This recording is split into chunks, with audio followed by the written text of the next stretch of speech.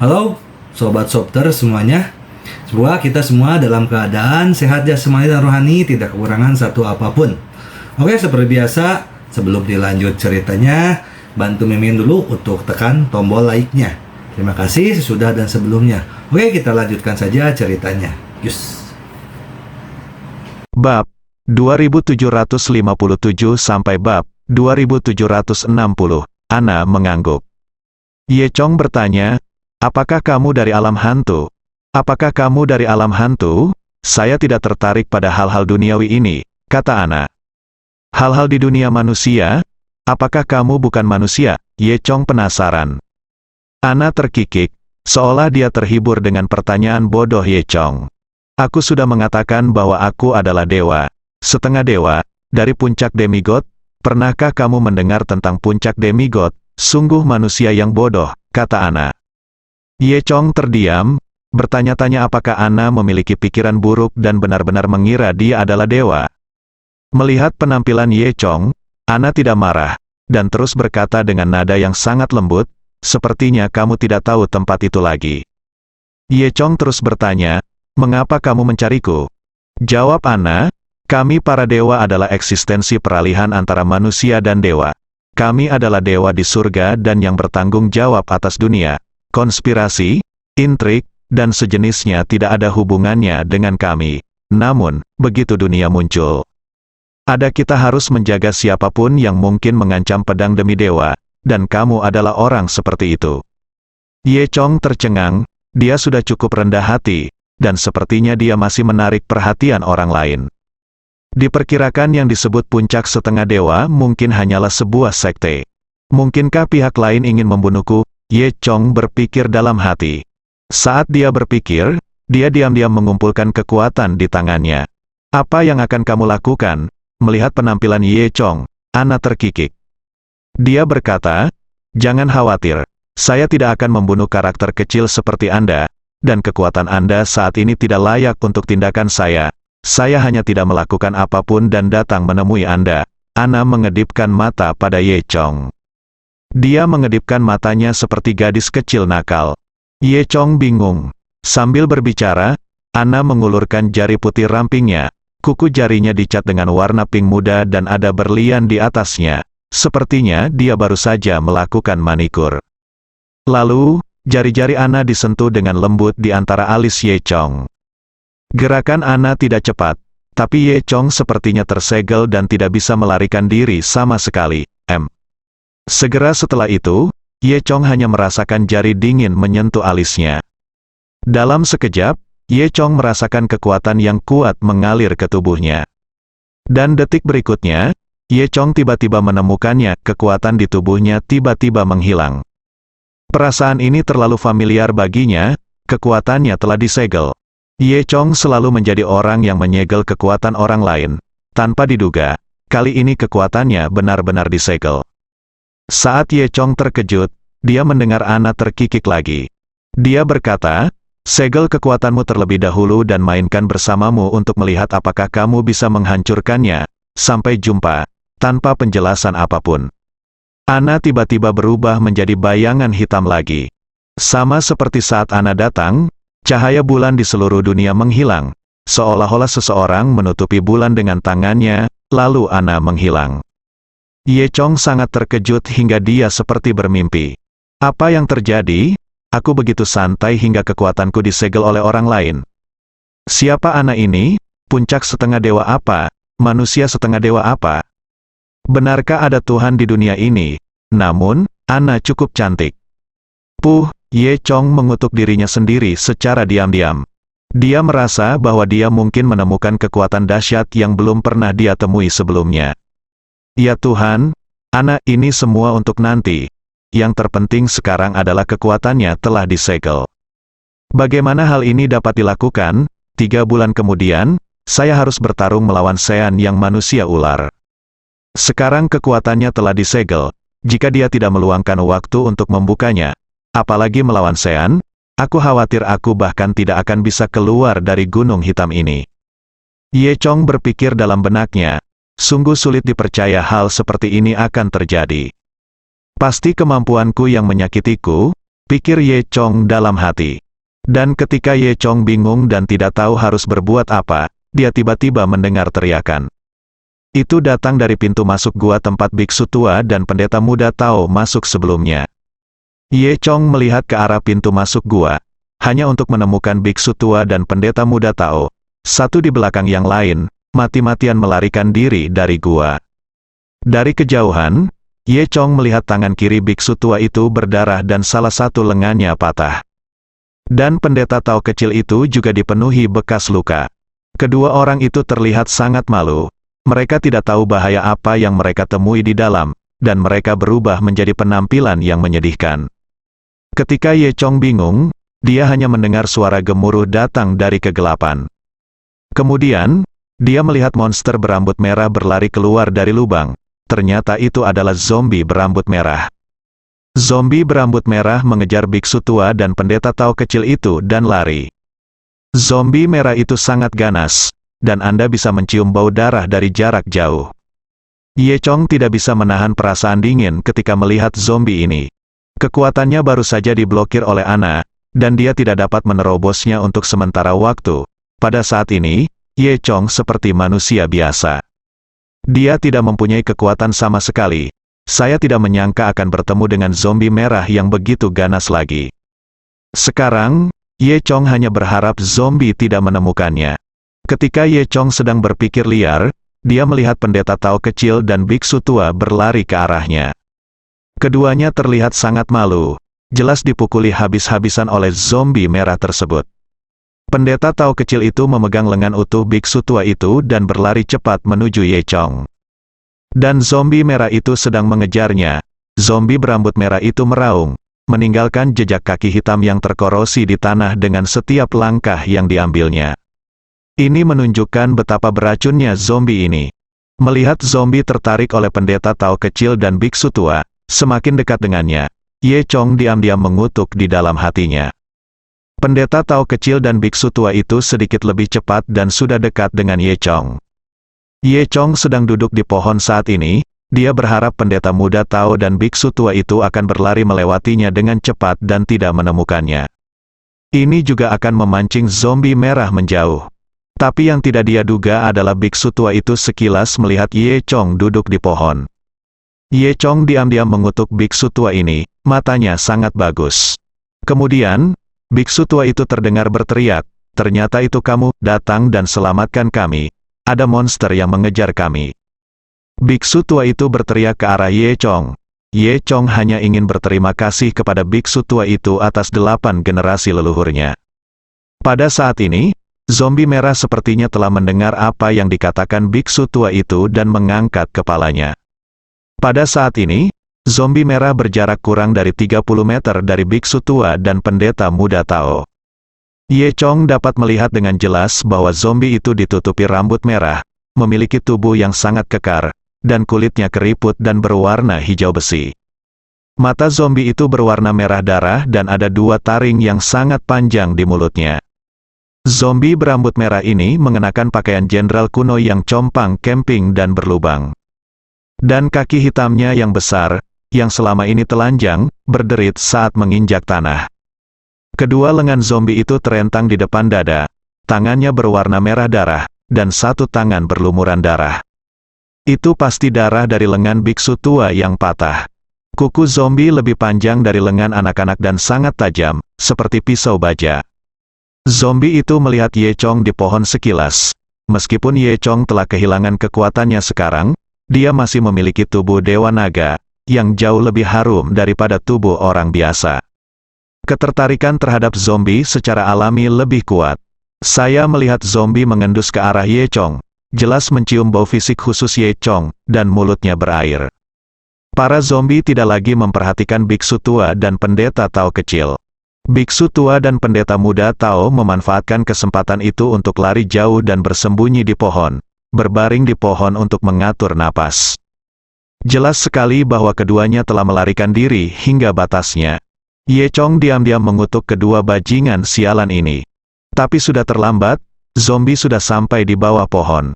Ye Chong hanya berharap zombie ini tidak memanjat pohon. Namun, Ye Chong jelas meremehkan zombie ini. Walaupun zombie ini tidak bisa memanjat pohon, namun kekuatan zombie ini terlalu besar. Tubuh besar zombie itu menabrak pohon 2 kali, menyebabkan seluruh pohon bergoyang. Jika Ye Chong tidak memegang erat batang pohon itu, dia mungkin sudah jatuh sekarang. Namun, zombie tersebut belum siap untuk melepaskan Ye Chong, dan zombie tersebut terus memukul batang pohon dengan keras. Tidak lama kemudian, saya tiba-tiba mendengar suara klik yang tidak menyenangkan datang dari batang pohon yang tebal. Kemudian terdengar bunyi klik dan batang pohon langsung dicabut. Seluruh pohon tumbang, dan Ye Chong diam-diam mengatakan sesuatu yang buruk. Saat pohon itu tumbang, dia tidak punya pilihan selain melompat dari pohon, mendarat tepat di depan zombie, kurang dari 5 meter jauhnya. Ye Chong memandangi zombie itu, dan zombie itu menatap Ye Chong. Kemudian, zombie itu tiba-tiba mengulurkan tangannya, dan paku di tangannya seperti pisau baja, dan dia menikam Ye Chong. Jika orang biasa ditangkap oleh zombie, mereka mungkin akan hancur berkeping-keping. Ye Chong tidak berani mengabaikannya dan segera menghindar. Karena seluruh kekuatannya disegel oleh Ana, Ye Chong bahkan tidak memiliki kemampuan untuk melarikan diri dan hanya bisa menghindari zombie. Untungnya, kecepatan reaksi Ye Chong cukup cepat dan kebugaran fisiknya masih ada. Setelah beberapa putaran, zombie tidak dapat melukai Ye Chong. Tapi jika Ye Chong menghindarinya secara membabi buta, dia akan tetap dibatasi. Seiring berjalannya waktu, Ye Chong secara bertahap tidak akan mampu menahannya. Alhasil, Ye Chong tidak sengaja tertangkap oleh zombie tersebut. Cakar tajam zombie tersebut tiba-tiba menyambar dada Ye Chong. Jika itu adalah orang biasa, cakar ini mungkin akan langsung merobek jantungnya. Namun, Ye Chong masih memiliki tubuh emas yang tak terkalahkan. Kemudian yang terdengar hanyalah suara mendesis, seperti suara emas dan besi yang berpotongan, seperti pisau baja yang menggores garis pada baja halus. Suara ini sangat keras di malam yang sunyi. Biksu muda dan pendeta Tao tua di kejauhan mendengarnya, dan keduanya memandang Ye Chong dengan rasa ingin tahu. Mereka mengira Ye Chong memiliki semacam baju besi pelindung lembut di depannya. Tapi zombie itu tidak bisa memukulnya dengan satu pukulan. Ye Chong memanfaatkan kesempatan itu dan menendang zombie itu dengan keras. Zombie itu ditendang mundur beberapa langkah. Pada saat ini, Ye Chong melihat sepatunya dan menemukan bahwa solnya terkorosi oleh warna merah zombie. Dia segera menggosokkannya ke tanah. Melihat dadanya sekarang, ada 5 lubang tersisa di bajunya. Tapi kulitnya masih utuh, tidak peduli seberapa kuat zombie itu, mereka tidak dapat menghancurkan tubuh emas Ye Chong yang tak terkalahkan. Saya harus mengatakan bahwa zombie sangat kuat. Tentu saja, jika Ye Chong masih kuat, zombie ini bukan tandingannya. Zombie tersebut gagal memukulnya, dan tampak sangat marah, dan terus menyerang Ye Chong. Ye Chong mengandalkan tubuh emasnya yang tak terkalahkan untuk bertarung melawan zombie. Meskipun serangan zombie tersebut tidak dapat melukai Ye Chong, namun zombie tersebut penuh dengan racun. Setiap kali Ye Chong meninju zombie tersebut, tangannya ternoda oleh cairan korosif. Untungnya, tubuh emasnya yang tak terkalahkan juga mampu menahan cairan korosif ini. Ye Chong bisa dikatakan zombie yang sempurna. Meskipun Ye Chong kehilangan energi aslinya, dia masih bisa menggunakan tinju dan tendangannya. Dia menggunakan serangkaian teknik tinju mohis untuk memukul mundur zombie beberapa langkah. Namun, serangan Ye Chong saat ini tidak cukup fatal. Pendeta Tao kecil yang bersembunyi di kejauhan telah melihat bahwa Ye Chong masih memiliki beberapa keterampilan. Jika dia memiliki senjata, dia dapat membunuh zombie. Memikirkan hal ini, pendeta Tao kecil itu mencabut pedangnya dan berteriak kepada Ye Chong, "Saudaraku, gunakan pisauku." Saat dia mengatakan itu, pendeta Tao kecil itu melemparkan pisaunya ke arah Ye Chong. Itu adalah pisau tentara Nepal. Pisau melengkung itu berputar dan terbang keluar. Saat ini, Ye Chong sedang berkonsentrasi melawan zombie. Tiba-tiba, sebuah pisau terbang datang dari belakang. Ye Chong sudah bisa merasakan angin dingin di belakangnya, tetapi kemampuan reaksinya telah menurun drastis saat ini. Meski dia tahu ada sesuatu di belakangnya, tubuhnya tidak bereaksi. Akibatnya, dia ditikam oleh pedang pendeta Tao kecil itu. Tentu saja, pisaunya tidak melukai Ye Chong, tapi itu mengejutkan Ye Chong. Melihat ini, pendeta Tao kecil itu dengan cepat menutup mulutnya dan berkata, "Maaf, saya melemparkannya terlalu jauh." Ye Chong mengutuk dalam hatinya, apakah Anda bala bantuan yang diundang oleh monyet? Namun, dia memanfaatkan zombie untuk menyerang dengan kedua tangannya. Dengan usahanya sendiri, Ye Chong berbaring di tempat, berbalik, dan mengambil Tao di tanah. Zombie itu melompat ke udara pada saat ini, dan tubuhnya tiba-tiba miring ke bawah. Ye Chong, dengan mata cepat dan tangannya yang cepat, mengangkat pisaunya dan memotong kepala zombie dengan sekali klik. Pisau pendeta Tao kecil itu juga tajam dan bisa membunuh dengan satu pukulan. Namun setelah memotong kepala zombie tersebut, pisaunya langsung terkorosi oleh darah zombie tersebut. Pisau yang bagus hancur sia-sia, zombie tersebut juga sangat bertenaga. Setelah kepalanya dipenggal, tubuhnya masih bergerak dan anggota tubuhnya mencakar sembarangan. Ye Chong menendang tubuh zombie itu dengan tendangan yang ganas. Zombie itu mundur beberapa langkah, terhuyung-huyung, dan jatuh ke dalam genangan air dengan keras. Setelah berjuang beberapa kali, dia berhenti bergerak. Ye Chong menghela nafas lega. Belakangan, biksu tua dan pendeta muda Tao juga datang. "Saudaraku, kamu luar biasa. Jika bukan karena kamu, kami akan mati. Kamu pasti diutus oleh Tuhan untuk menyelamatkan kami," kata pendeta Tao kecil itu sambil tersenyum. Ye Chong terdiam. Dia benar-benar tidak mengatakan apapun kepada kedua orang ini. Wajah biksu tua itu sangat sakit hingga dia berkeringat. Namun dia tetap berkata, "Terima kasih kepada donor karena telah menyelamatkan hidupku." Ye Chong berpikir dalam hati, lupakan saja, kedua orang ini hanyalah orang biasa. Dia tidak akan peduli tentang satu sama lain. Kemudian, Ye Chong melambaikan tangannya dan berkata, "Bukan apa-apa."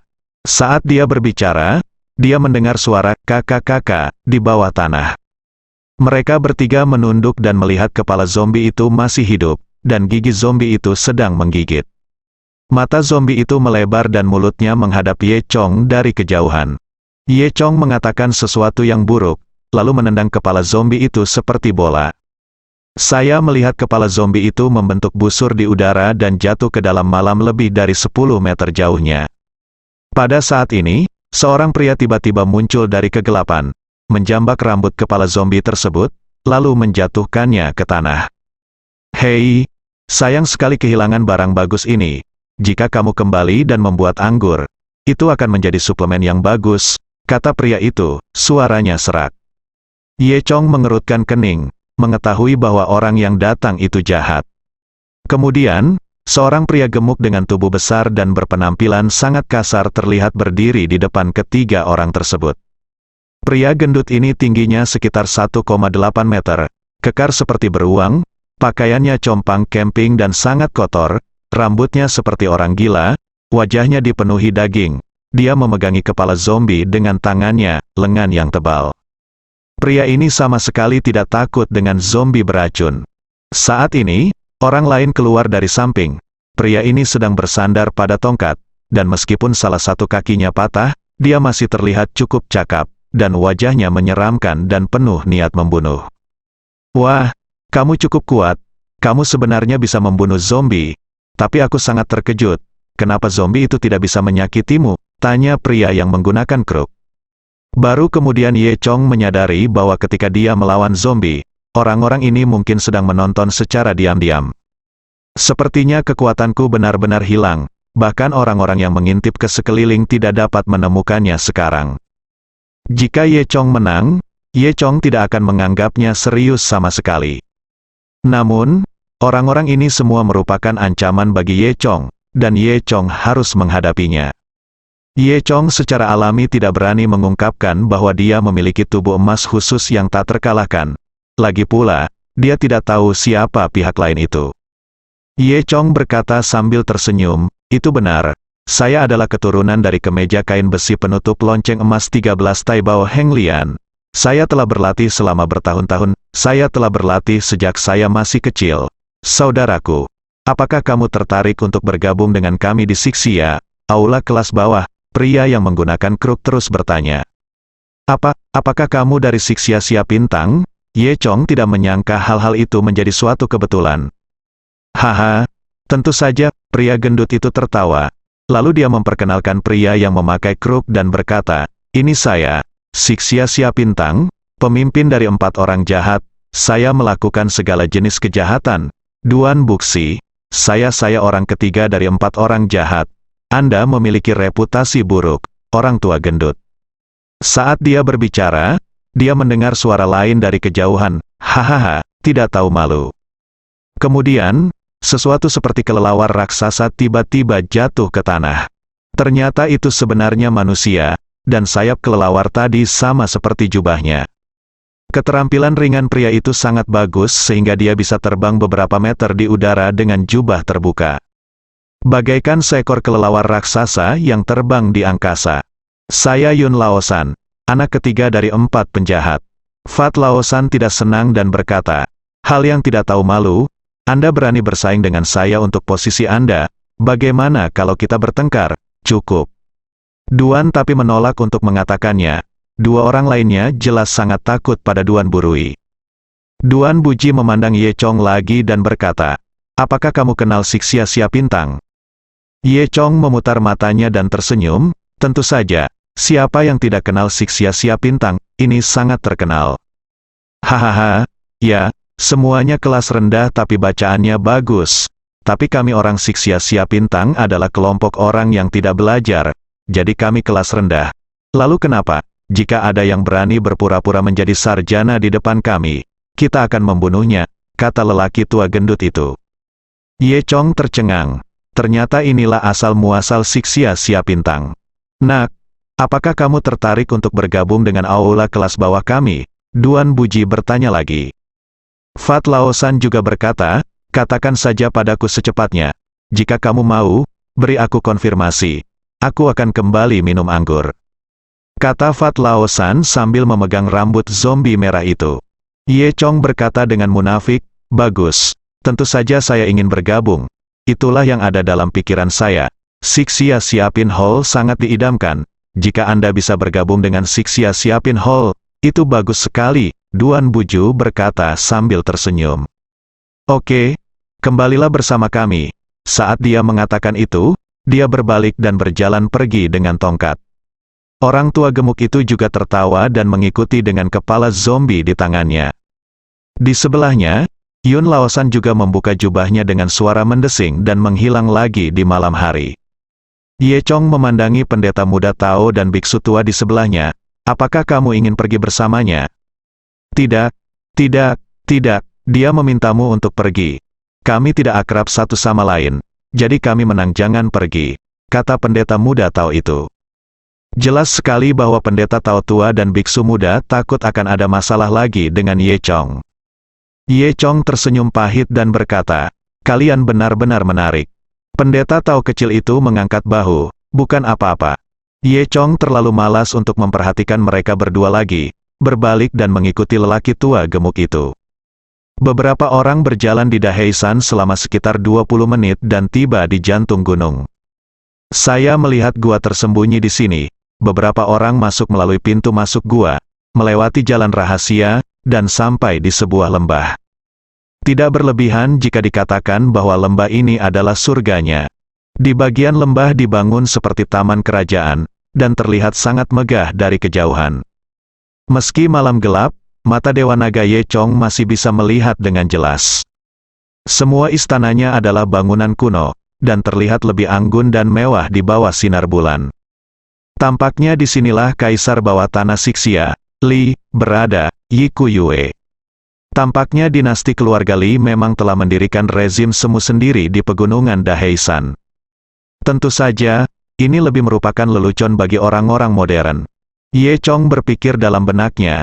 Kemudian, Ye Chong mengikuti Duan Buji dan yang lainnya ke ujung kiri kompleks istana. Ada sebuah bangunan yang sangat megah di sini, dengan sebuah plakat bertuliskan, "Siapin Hall of Sixia," tergantung di atasnya. Fat Laosan berkata, "Aula kelas bawah kami telah mengumpulkan semua orang dengan seni bela diri yang luar biasa di dunia. Aula ini didirikan oleh Kaisar sendiri. Kaisar memiliki bakat yang hebat dan suatu hari akan dipulihkan. Anda bekerja keras, dan kamu bisa melakukannya ketika saatnya tiba. Bukan tidak mungkin bagi seorang jenderal. Ye Chong geli, tinggal di tempat seperti ini, tidak berlebihan menjadi katak di dalam sumur. Namun, Ye Chong hanya tersenyum di dalam hatinya dan tidak menunjukkannya. Saat dia sedang berbicara, dia tiba-tiba mendengar suara dari jauh. "Minggir, minggir, Kasim Agung datang," teriak sebuah suara yang tajam. Meski tidak ada seorang pun di jalan, dia tetap berteriak keras. Ketika mereka mendengar nama Kasim Agung, Duan Buji, Fat Lao San dan Yun Lao San menunjukkan ekspresi jijik di wajah mereka. Setelah Kasim kecil mendesaknya, semua orang menyingkir meskipun mereka enggan. Kemudian, sekelompok orang datang dengan dikelilingi sebuah sedan. Dan jika Ye Chong tidak mengetahui sebelumnya bahwa itu adalah manusia, dia mungkin salah mengira makhluk di sedan itu sebagai babi gemuk besar. Karena orang yang duduk di kursi sedan itu terlalu gemuk. Jika dilihat secara visual, beratnya setidaknya 7 atau 800 kg. Dan hampir seluruh lemak di tubuhnya mengalir seperti lumpur, dan seluruh tubuhnya membentuk segitiga. Diperkirakan orang tersebut sudah tidak bisa berjalan lagi. Anda perlu mengandalkan kursi sedan untuk bergerak. Melihat sedan yang diangkut oleh 16 orang, setiap orang membawanya dengan sangat berat, dan Anda dapat mengetahui berat orang tersebut. Fat Lao San memberitahu Ye Chong bahwa babi gemuk ini adalah Kasim Agung yang berkuasa di dinasti Li saat ini. Ia dan Sixia Siapintang bisa dikatakan sebagai tangan kanan dinasti Li. Dan karena mereka adalah tangan kanan dan kiri, tentu saja mereka tidak bisa saling berhadapan. Kedua belah pihak diam-diam mengumpulkan kekuatan, intrik, dan mencoba membunuh satu sama lain. Ini bukan lagi 1 atau 2 hari. Namun kekuatan Sixia Yipintang tidak sekuat Grand Duke. Oleh karena itu, mereka hanya bisa menyanjung Kasim Agung di permukaan. Setelah mendengar kata-kata ini, Ye Chong merasa tercengang. Pantas saja ada sungai dan danau dimanapun ada orangnya. Di tempat yang tidak populer dan terpencil, seorang kaisar lokal bisa melakukan hal yang sama seperti orang lain. Namun dia tetap terlibat dalam perebutan kekuasaan politik. Ye Chong merasa geli, berpikir bahwa jika hal-hal ini disebarkan keluar, itu mungkin akan dianggap sebagai lelucon. Saat mereka berbicara, mereka melihat sedan Kasim Agung tiba di pintu masuk aula Sixia Siapin. Saat ini, Duan Bu menolak pelit dan murung, namun ia tetap melangkah maju dengan tongkat. Ternyata itu Kasim Agung. Aku ingin tahu apa yang terjadi jika Kasim besar datang ke sini larut malam. Kasim Agung tidak terburu-buru dan melambaikan tangannya perlahan. Segera setelah itu, salah satu anak buahnya menuangkan teh yang telah disiapkan untuk Kasim Agung. Kasim Agung mengambil cangkir teh dan menyesapnya. Semua orang menunggu di sana dengan tenang. Langit malam sangat sepi. Hanya terdengar suara gemericik, yang merupakan suara Kasim Agung sedang minum teh. Kemudian, Kasim Agung berkata dengan suara dingin, "Besok, Kaisar akan melakukan perjalanan dan memerintahkanku untuk membuat pengaturan. Aku akan datang untuk melihat bagaimana persiapanmu di tingkat bawah." Kasim Agung khawatir. Duan Buji berkata, "Kami siap untuk segalanya." "Yah, itu bagus," kata Kasim Agung, hendak meletakkan cangkir tehnya ke samping. Seorang Kasim muda segera berdiri di sampingnya dan mengambil cangkir teh.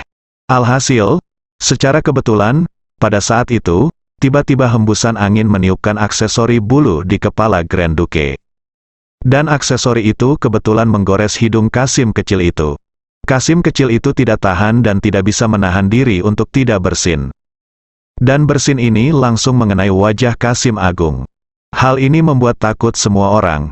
Kasim kecil itu juga segera berlutut dan berkata, "Tuanku, mohon ampunilah saya tidak bermaksud melakukannya, Tuanku. Mohon maafkan saya." Semua orang di sekitarnya menjadi pucat karena ketakutan. Hanya Duan Buji dan yang lainnya yang tertawa dalam hati. Kemudian, Kasim Agung perlahan-lahan mengeluarkan handuk dan menyeka air liur dari wajahnya. Kemudian, dia berkata perlahan, "Tidak masalah, di kehidupan selanjutnya, berhati-hatilah." Setelah mengatakan itu, Kasim Agung menunjuk ke orang-orang di sebelahnya dan berkata, "Bunuh dia." Kemudian, seorang penjaga segera datang dengan pisau tepat di depan Kasim Agung. Mereka turun bersama dan membunuh Kasim kecil itu di tempat. Ye Chong tercengang. Tampaknya Kasim Agung ini juga orang yang kejam. Kemudian, Kasim Agung melambaikan tangannya, dan semua orang mengangkat Kasim Agung dan meninggalkan tempat itu. Dari awal hingga akhir, Kasim Agung bahkan tidak memandang Ye Chong, seolah-olah dia menganggap Ye Chong sebagai orang yang transparan. Setelah menunggu Kasim Agung pergi, Duan Buji mendengus dingin, lalu membawa Ye Chong dan yang lainnya ke aula kelas bawah Sixia. Di aula kelas bawah, selain Fat Laosan dan Yun Laosan, ada lebih dari 30 master.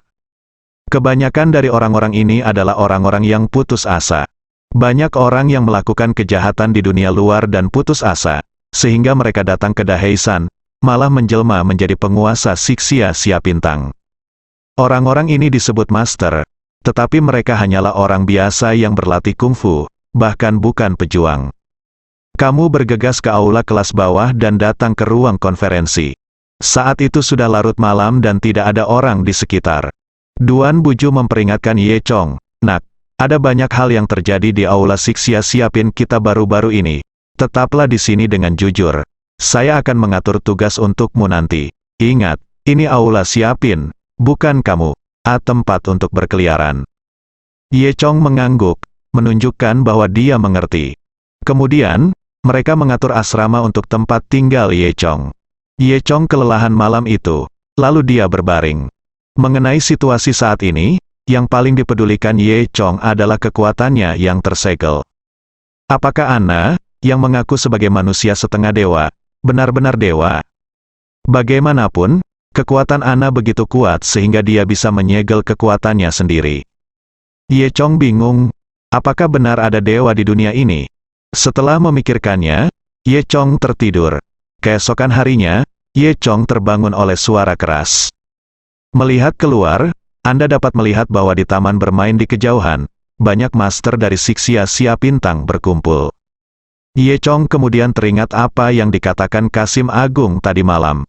"Saya takut kaisar setempat yang bermarga Li akan keluar untuk bermain. Maka saya memanggil orang-orang dari Siapintang untuk melakukan persiapan. Orang-orang ini semua akan melindungi kaisar setempat yang bermarga Li."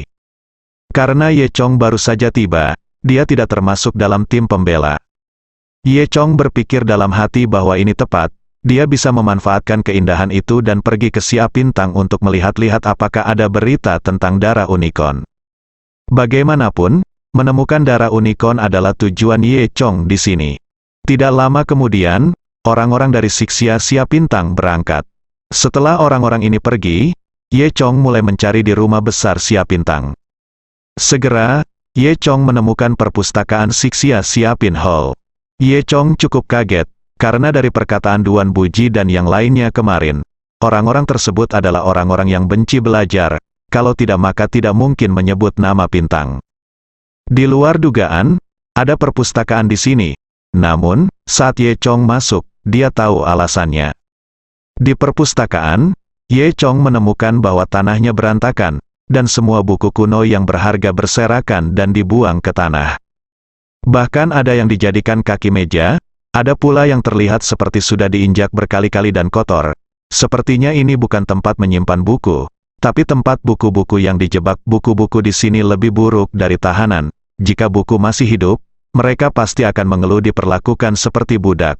Saat Ye Chong memikirkannya, dia mengobrak-abrik koleksi buku Siapintang, berharap menemukan catatan tentang darah unicorn. Bersambung.